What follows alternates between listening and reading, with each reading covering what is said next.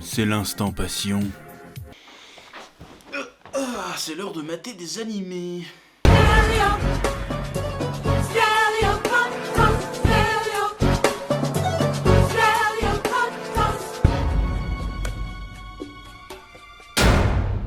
Es-tu prêt à passer au niveau supérieur? De quoi? Crunchyroll!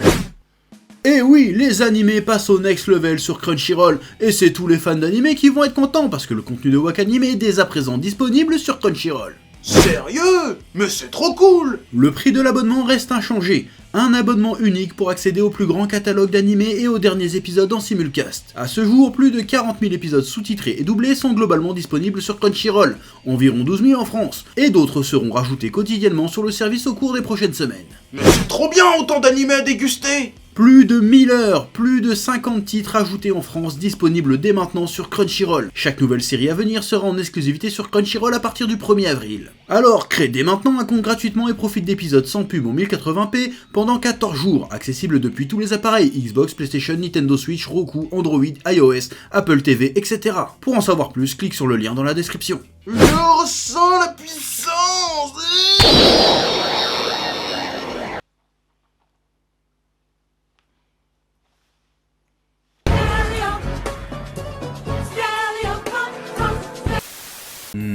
C'était l'instant passion. Ouais. Message pour Emmanuel. Pour rappel, en 2022, fin du Kali Yuga. Conscience des minéraux, ouverture du coffre mathématique. Les golems ne sont pas prêts. Nom de Dieu de merde! Chef! Viens voir! Oh, qu'est-ce qui se passe? 2022! Fin du Kali Yuga! Non! Résonance de Schumann! Ouverture du coffre mathématique! Non! Conscience des minéraux! Il faut prévenir le monde! Oh putain, on est dans la merde! Oh mon Dieu, regarde ta main! Ah, qu'est-ce qui m'arrive? Le Christ cosmique avait raison! On va tous devenir des golems! Mais je comprends pas, j'ai pourtant fait ma 3e dose! Raoult, sauve-nous! Ah, monde de merde!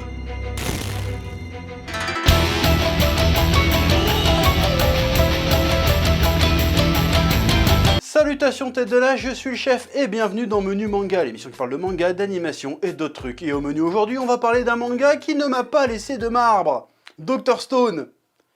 De marbre? Parce que le marbre c'est de la pierre, Dr Stone c'est de la pierre. T'as la blague?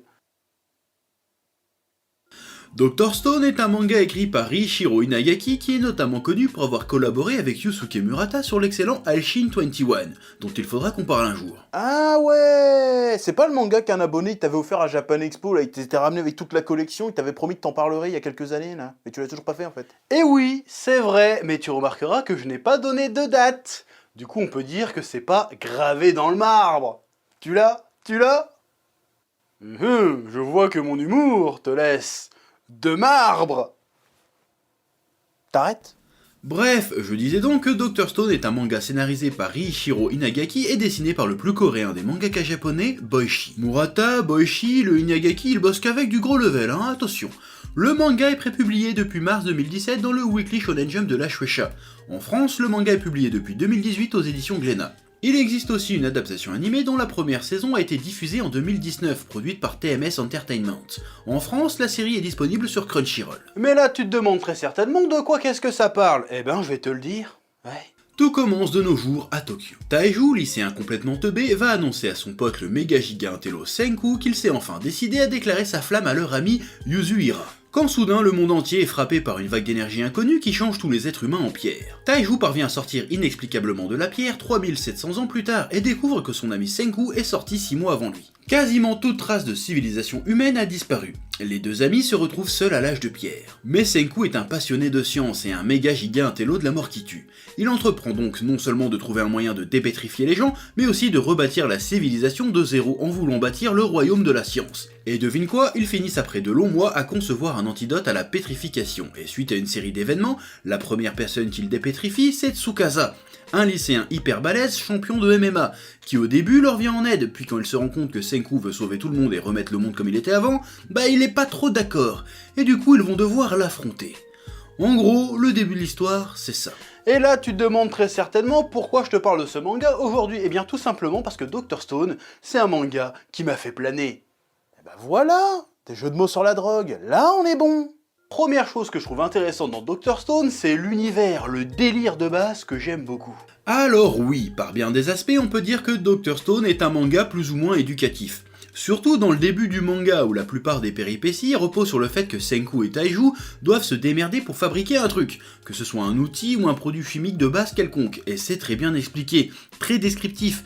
Effectivement, on apprend des choses, il y a clairement un côté frais déjà mis, un petit côté il était une fois dans l'homme, mais l'approche est vraiment atypique pour le genre. Alors attention, je ne suis pas un spécialiste des mangas dits éducatifs, les mangas qui ont pour vocation de te faire découvrir un domaine particulier, des mangas qui ont un peu une vocation aussi documentaire, et j'ai l'impression que bien souvent ce genre de manga articule la découverte d'un domaine artistique, scientifique ou un métier autour d'un délire un peu tranche de vie humoristique, comédie romantique ou comédie dramatique. C'est le cas par exemple du manga très cool Moya Simone, un manga qui parle des microbes, des bactéries, de la fermentation et des préjugés qu'on a sur les microbes. Tout le jargon scientifique éducatif est enrobé de tranches de vie et d'humour. Et pour le peu que je connais le manga Silver Spoon, qui parle du monde agricole, de la paysannerie, c'est un peu le même délire. Dr Stone, on a beau considérer que c'est un manga éducatif, ça n'en reste pas moins un shonen neketsuesque fantastique. Nous avons l'éducatif qui sert de prétexte à de l'aventure grandiose, de l'exploration, de la badasserie, des combats, de l'épique, du drame, de l'humour et tout ça. Et même si l'aspect éducatif peut gonfler certaines personnes, on ne peut décemment pas dire que Dr Stone c'est ennuyeux, parce que certes c'est éducatif, mais ça a quand même de l'ambition, de grandes ambitions shonéniques. Ta mère, shonénique ta mère, bonus jeu de mots, oui. Ce qui m'amène au second point que je trouve intéressant, c'est justement le traitement de la science dans Dr Stone. Alors il est évident que même si le manga semble particulièrement bien documenté sur les différents procédés scientifiques, la science présentée dans le manga est méga abusée sa race. Rien que le personnage de Senku est abusé en fait. Je veux bien que le gars soit passionné de science depuis gamin, et qu'il a un QI de fou, mais là on a clairement l'impression que le gars sait tout sur tout. Le gars est très clairement cheaté. La science est vraiment traitée façon neketsu.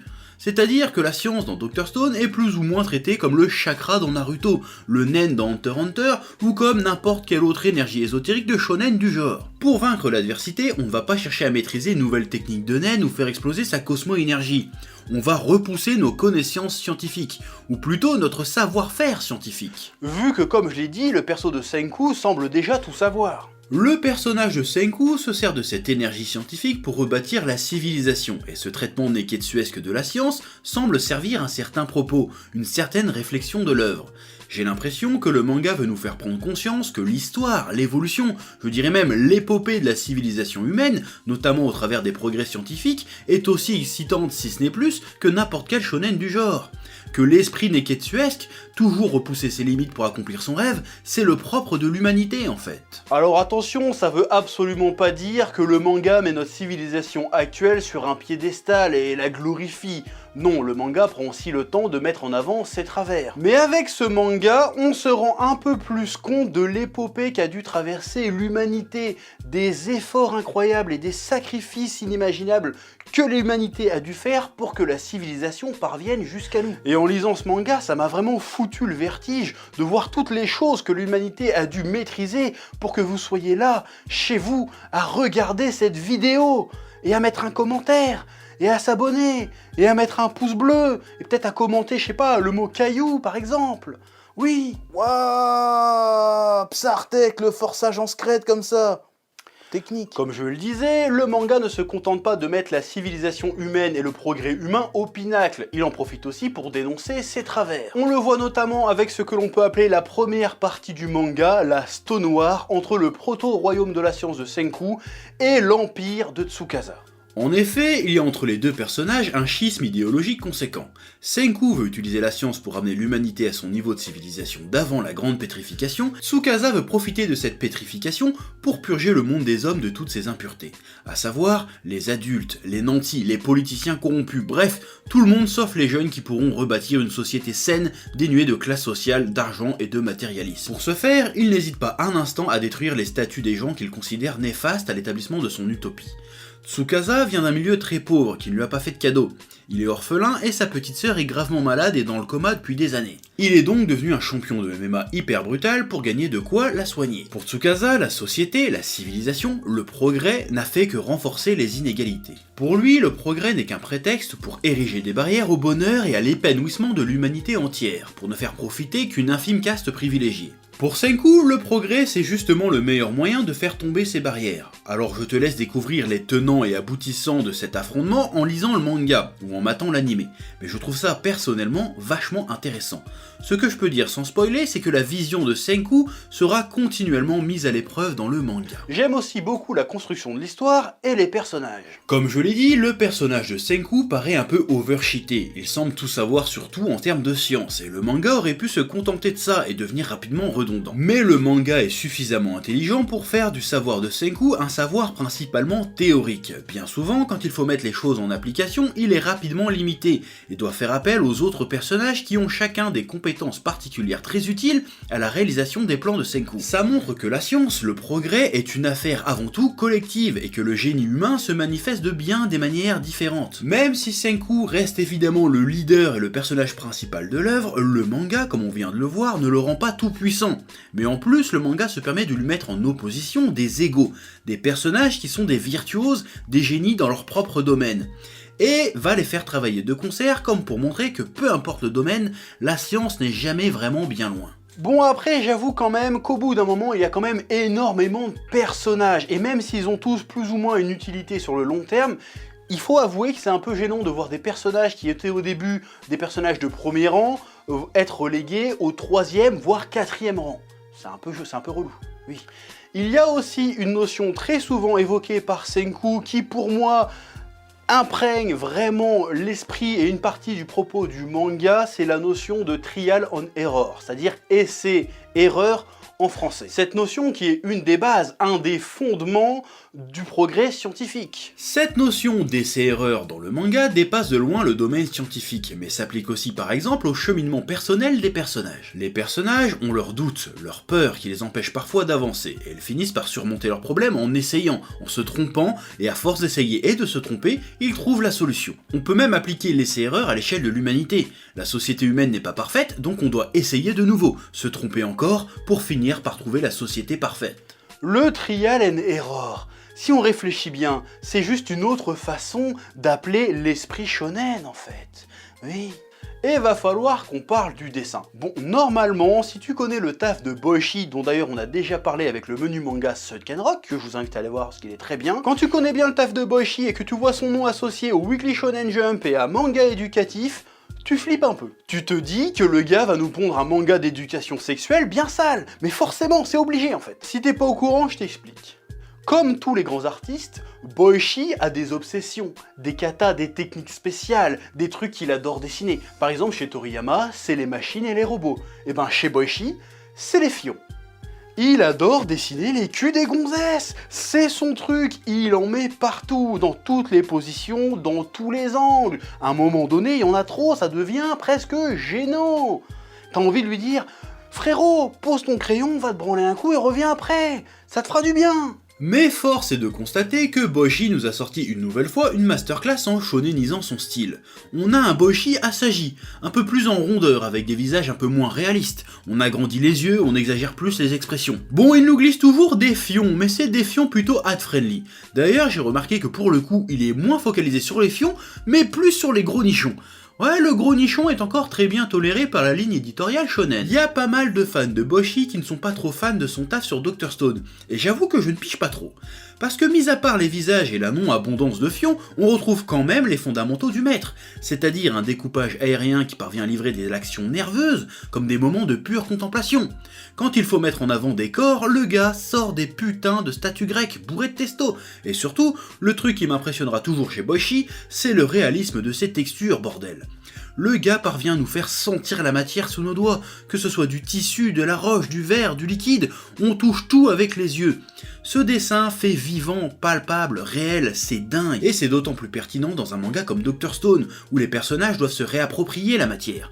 Sans déconner, le dessin de Boichi sur Dr. Stone est incroyable. Et j'en parle pas souvent, mais les couvertures et les artworks en couleur qu'il propose sont absolument magnifiques, bordel. Et j'en profite pour vous recommander très chaudement la chaîne YouTube de Boichi, une chaîne très intéressante dans laquelle il montre comment il travaille sur Dr. Stone notamment et sur ses autres mangas, parce qu'il fait plusieurs mangas, et dans laquelle il se permet de filer quelques tips pour les apprentis dessinateurs qui sont vraiment très intéressants. Ouais. Pour conclure, si je devais absolument te convaincre de lire ou de mater l'animé Dr. Stone, qui est très cool aussi, je te dirais ceci. Dr. Stone est bien plus qu'un simple manga éducatif, c'est une véritable épopée shonénique ambitieuse, originale et intelligente, servie par un dessin incroyablement incroyable. Et en plus, si t'es un complotiste paranoïaque qui croit que la civilisation va s'éteindre bientôt, ça donne pas mal de bons tuyaux survivalistes. Eh, c'est pas faux ça. Eh tiens d'ailleurs, c'est quoi ça? Je sais pas. Eh bien, c'est un tome de Dr. Rolling Stone. Bah si, elle est drôle. Mais si. Eh oh, tu vas pas te barrer comme ça, hein? Tu vas laisser un pouce bleu? Un petit pouce bleu, hein?